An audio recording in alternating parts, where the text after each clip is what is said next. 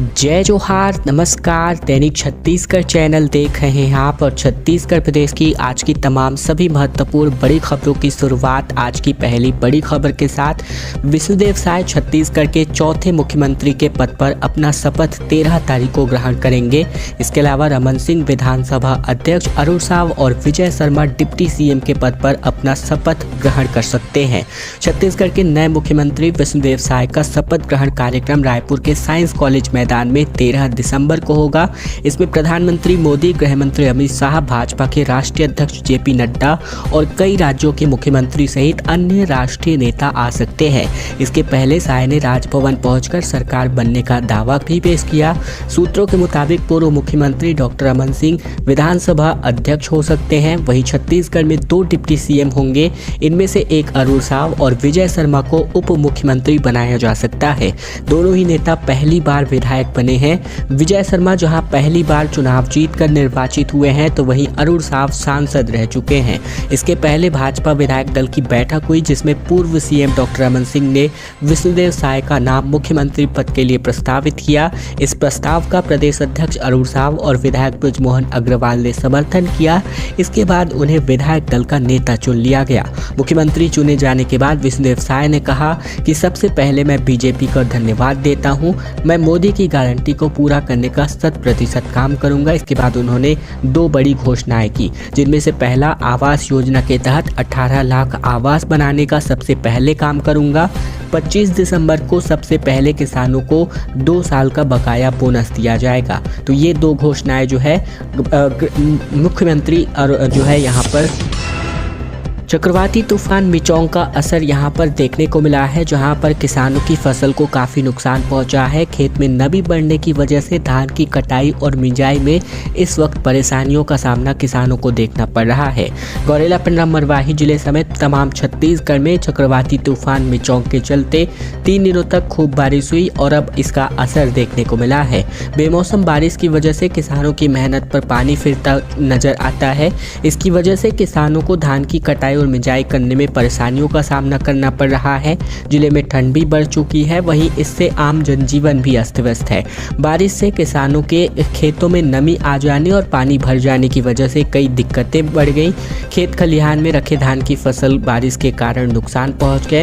इसके अलावा बात करें तो जिले के सीमांत आम गाँव में काफ़ी नुकसान हुआ है। यहाँ के अगर बात करें जो किसानों के, तो यहाँ फसलें बर्बाद हुई हैं। अब उन्हें डर ये सताने लगा है कि उनका आगे कैसे गुजारा होगा। इस क्षेत्र के ज़्यादातर लोग एकल फसली हैं और इनकी आय मुख्य रूप से धान की खेती से ही होती है। और अब किसान किसी तरह अपनी भीग चुकी फसल को पानी से निकालकर खेतों की मेड़ों पर सुखाने की कोशिश भी करते नजर आते हैं। 500 सालों बाद अब इंतजार खत्म होने वाला है। रामलला की प्रतिष्ठा पर छत्तीसगढ़ में पीले चावल का कलश इन दिनों पहुंचा हुआ है। 500 सालों का इंतजार अब खत्म होने जा रहा है, क्योंकि अयोध्या के भव्य मंदिर में श्री राम 22 जनवरी को विराजने वाले हैं। भगवान के हर भक्त का कार्यक्रम का न्योता पहुँचाने के लिए अयोध्या से अक्षत कलश भेजे गए हैं और इसमें पीले चावल रखे गए हैं। रायपुर में ये कलश शनिवार को पहुँचा, जहाँ इस मौके पर प्राचीन महामाया मंदिर से धूमधाम के साथ इस यात्रा को निकाला गया।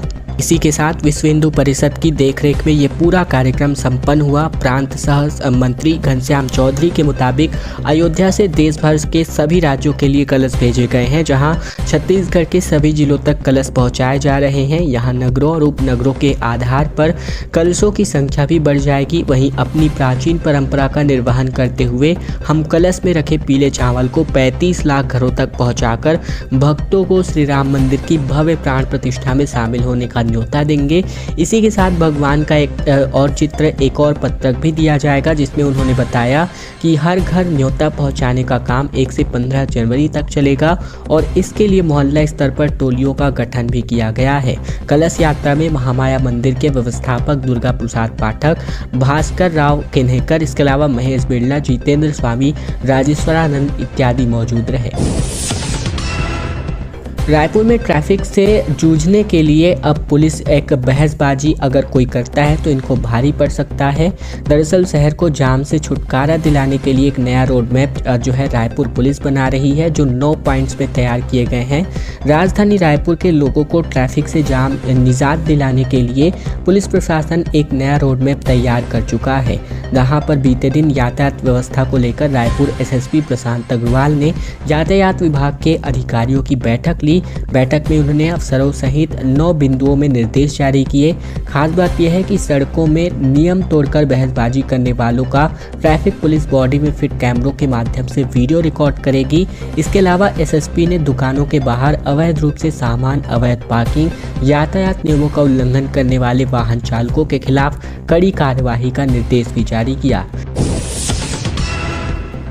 नए साल में महंगी बिजली का झटका इस बार नहीं लगने वाला है। दरअसल छत्तीसगढ़ राज्य पावर वितरण कंपनी ने नए सत्र 2024-25 के लिए बिजली नियामक आयोग यानी कि इलेक्ट्रिसिटी रेगुलेटरी कमीशन को लेखा जोखा भेजने की कवायद जुट गई है।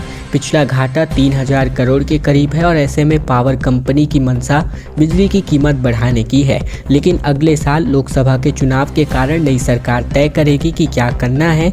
ऐसे में संभावना इस बात की है कि कम से कम अगले साल महंगी बिजली का झटका नहीं लगेगा। इसी के साथ हमेशा से विधानसभा और लोकसभा के चुनावी साल में बिजली की कीमत नहीं बढ़ती है। बिजली नियामक आयोग को राज्य पावर वितरण कंपनी अपनी तरफ से साल भर का लेखा जोखा बनाकर दिसंबर माह में भेजती है और नए सत्र के लिए लेखा जोखा तैयार किया जा रहा है, जिसमें जहां पुराना 3000 करोड़ का घाटा जाएगा तो वहीं 2022-23 के सत्र का हिसाब भी जाएगा। कंपनी को इस सत्र में पूरा राजस्व मिला या नहीं, इस सत्र के अंदर की राशि का हिसाब भी किया जाएगा, जिसमें मालूम होगा कि कंपनी को इस सत्र में कितना राजस्व कम मिला है। ऐसे में कंपनी अपना घाटा बताएगी और उसका कुल घाटा कितना है, इसके हिसाब से विद्युत नियामक आयोग अपना टैरिफ तय करता है। रायपुर एयरपोर्ट पर 1 करोड़ का सोना तस्करी करते हुए पकड़ाया गया। लखनऊ की फ्लाइट से पैसेंजर उतरा था, जहां डीआरआई की चेकिंग में इसको बरामद किया गया। आईटी भी मौके पर मौजूद थे। रायपुर में विवेकानंद एयरपोर्ट पर एक पैसेंजर के पास से भारी मात्रा में सोना बरामद किया गया है। बताया जा रहा है कि ये पैसेंजर इंडिगो की फ्लाइट से लखनऊ से रायपुर पहुंचा था। इसने अपने बैग में सोना छिपा रखा था, जिसके बाद डीआरआई की टीम ने चेकिंग में व्यक्ति के पास से सोना बरामद किया। फिलहाल इससे पूछताछ जारी है। मिली जानकारी मुताबिक युवक के पास से तकरीबन 2 किलो सोना जब्त हुआ है और इसकी अंतर्राष्ट्रीय बाजार में कीमत तकरीबन 1 करोड़ से अधिक आकी जा रही है। पैसेंजर सुबह लखनऊ से रायपुर आने वाली इंडिगो फ्लाइट के माध्यम से पहुंचा था। इसी दौरान एयरपोर्ट में डीआरआई की टीम ने सीआईएसएफ के साथ मिलकर युवक से पूछताछ की। फिर सामानों की जाँच पड़ताल में व्यक्ति के पास से सोना बरामद किया गया। इस मामले में आईटी की टीम भी मौके पर पहुंच गई थी। राजनांदगांव रनर्स ग्रुप के बैनर तले हाफ मैराथन का आयोजन 7 जनवरी को लेकर किया जाएगा, जिसमें युवा रनर्स काफ़ी उत्साहित दिख रहे हैं। हर रोज 25 किलोमीटर की दौड़ प्रैक्टिस के तौर पर लगाते हैं। राजनांदगांव में युवाओं का रनिंग ग्रुप का संगठन राजनांदगांव रनर्स ग्रुप के बैनर तले हाफ मैराथन का आयोजन किया जा रहा है, जिसमें इसका आयोजन 7 जनवरी को होगा। हाफ मैराथन ऑडिटोरियम गौरव पथ राजनांदगांव से इसका आयोजन किया जाएगा, जहां छत्तीसगढ़ में इस हाफ मैराथन की सराहना भी की जाती रही है। रनर्स ग्रुप फिटनेस को ध्यान में रख करके कुछ न कुछ नया कार्यक्रम आयोजित करता है। हाफ मैराथन छत्तीसगढ़ में लोकप्रिय हो चुका है। हर स्कूल, कॉलेज, ऑफिसर, अधिकारी सभी इस हाफ मैराथन के लिए उत्साहित होते हैं। बीते 5 साल से राजनांदगांव में इस हाफ मैराथन का आयोजन रनर्स ग्रुप के द्वारा किया जा रहा है और ऐसे में राजनांदगांव के उत्साही 100 से अधिक युवाओं की शक्ति इस मैराथन में लगी है।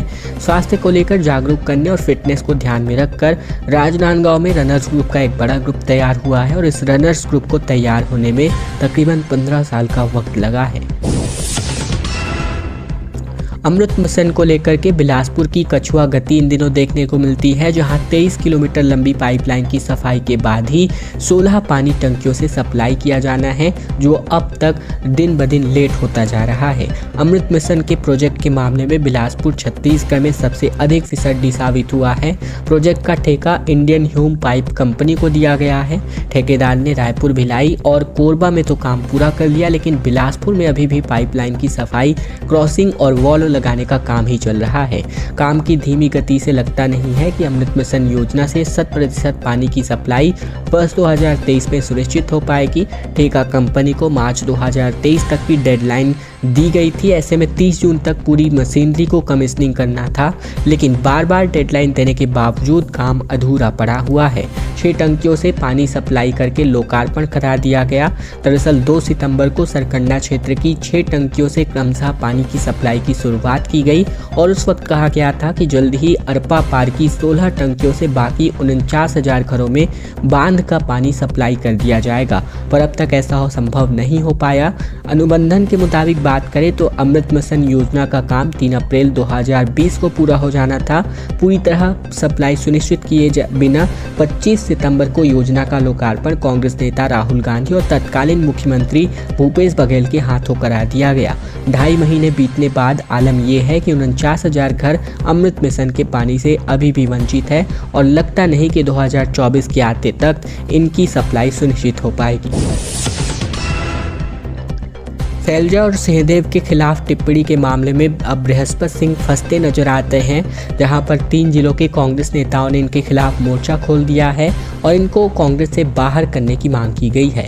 रामानुजगंज के पूर्व विधायक बृहस्पति सिंह के द्वारा दिए गए कांग्रेस प्रभारी कुमारी शैलजा और पूर्व डिप्टी सीएम टीएस सिंहदेव के खिलाफ बयान को लेकर 3 जिलों के कांग्रेस नेताओं ने बृहस्पति सिंह के खिलाफ मोर्चा खोल दिया है। कांग्रेस के आदिवासी नेता और महिला नेताओं ने इन्हें पार्टी से निष्कासित करने की मांग की है, जहां पीसीसी ने भी बृहस्पति सिंह को नोटिस जारी कर 3 दिनों के भीतर जवाब तलब किया है। पूर्व विधायक खेलसाय सिंह, डॉक्टर प्रीतम राम महापौर और रामानुजगंज के कांग्रेस प्रत्याशी डॉक्टर अजय तिर्की ने पत्रकार वार्ता की, जिसमें कांग्रेस नेताओं ने कहा कि चुनाव पूर्व से ही बृहस्पति सिंह लगातार पार्टी फोरम के बाहर पार्टी के वरिष्ठ नेताओं पर मीडिया के सामने आधारहीन और अपमानजनक शब्दावली में आरोप लगाते रहे हैं।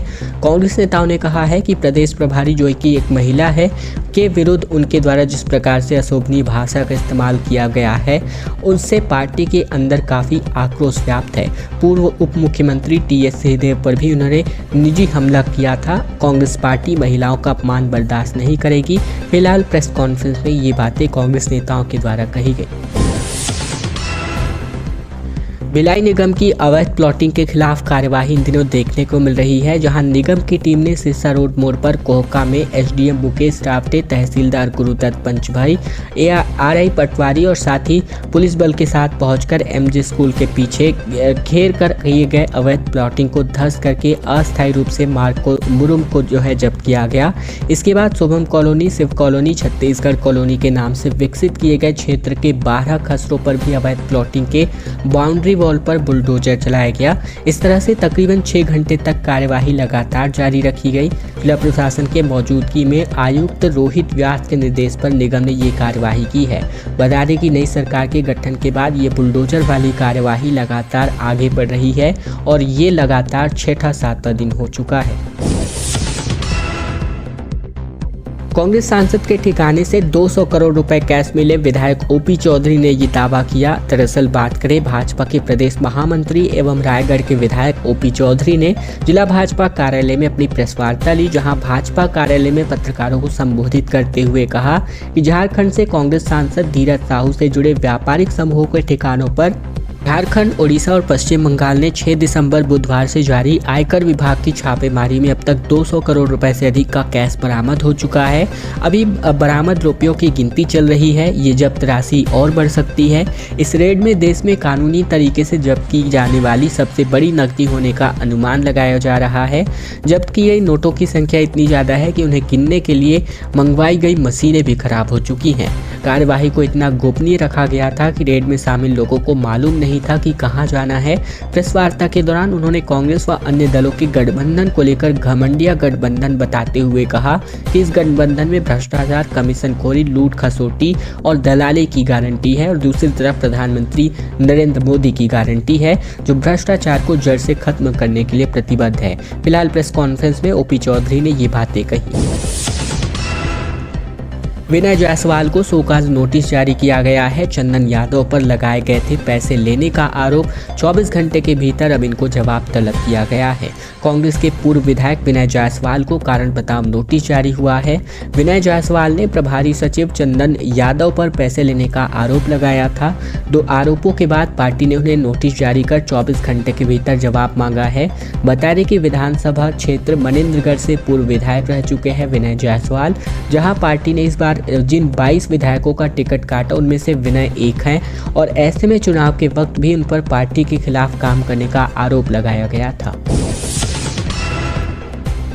साय के सीएम बनते ही भाजपाइयों ने ठुमके लगाए। विष्णुदेव साय के मुख्यमंत्री बनने पर बस्तर साथ ही पूरे छत्तीसगढ़ में जश्न का माहौल। भाजपा कार्यालय में आतिशबाजी भी यहां पर देखने को मिली।